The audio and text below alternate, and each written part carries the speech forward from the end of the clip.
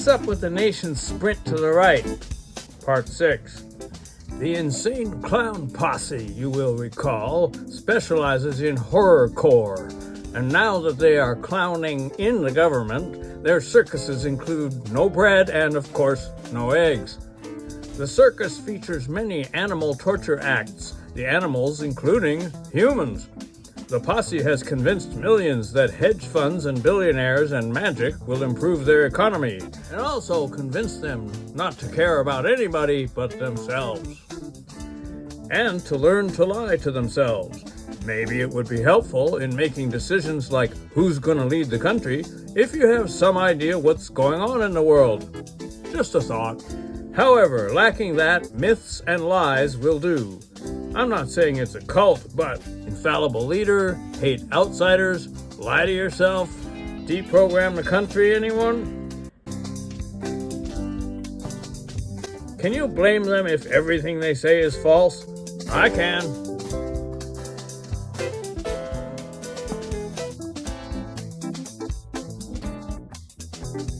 Examining what he's wrecked so far, it seems we should be against fairness and medicine and taxing the filthy rich, and for cancer and racist riots and general meanness. Blaming blacks and trans is also very much fun. Of course, it's more effective if you've got a big old gun. They say I live in a bubble, but I do my own research. That's how I know you're a communist. You don't go to my church. Polls regularly indicate that people vote mainly on issues that affect them personally, like inflation and Haitians eating their cats.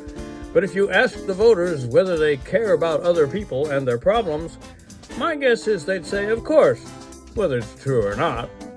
So then why not vote for candidates that would do good things for other people too? Well, in many countries, it seems that voters and citizens don't really think about politics that way, if they think about it at all.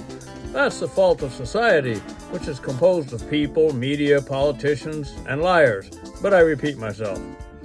It remains to be seen whether we can scale up a caring, sharing society from local efforts to a too large nation. Stay tuned, or just go out and make it happen.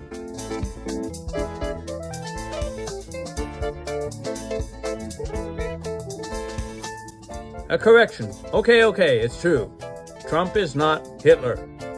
Vance is. A clarification. Somebody asked what I meant last week by the impeachment piece of paper being full. Many people are asking this. His dishonors impeachable offenses include pardoning insurrectionists, birthright citizenship override, freezing funds appropriated by Congress, and ignoring judicial rulings. Stay tuned for more.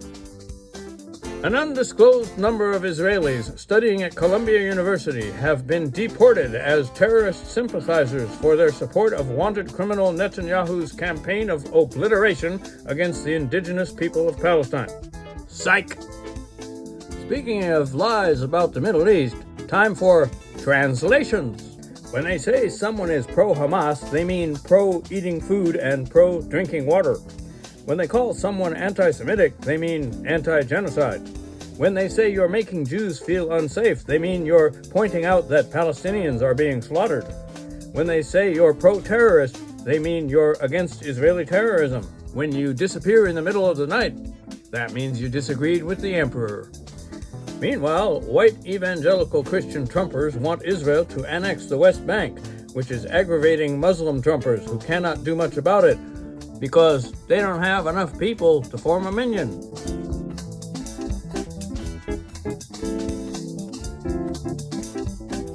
Trapped in his own Marvel comic, Elon Musk, the white Kanye, derides the survival of seniors as a Ponzi scheme. Voters have yacked back at town halls, saying they prefer the payouts they paid for to a coup by the super rich. Elon's teenage hench dicks have encountered resistance from Ukrainian-backed Marxist deep state bedwetters who are mostly 102-year-old Venezuelans. And, as Elon saith, the fundamental weakness of Western civilization is empathy. So, if Elon's fortune has dipped $129 billion, as of March 12th, I guess we needn't emp. While Vice Premier Elon's red hat guards intimidate deep state libtards reluctant to swear obeisance to the great helmsman in the White Palace, some are comparing the new U.S. to the old China. But the differences are stark.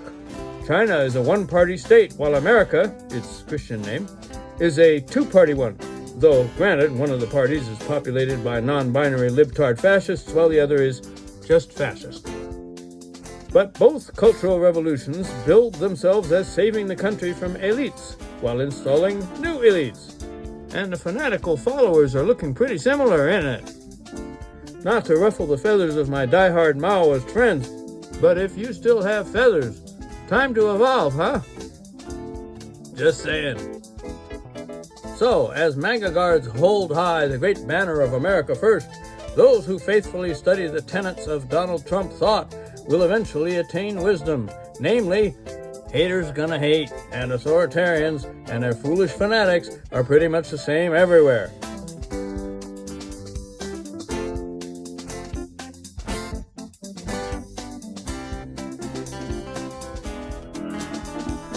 The con artist-in-chief says, let the states decide. Newsflash, some states want to ban gas-powered cars. No, no, no, explains Don the Con, adding, what's sauce for the goose is Marxist fascism for the gander. As for Teslas, are you calling our dear leader a hypocrite? Careful what you say or think. People are disappearing off the streets in our great again republic.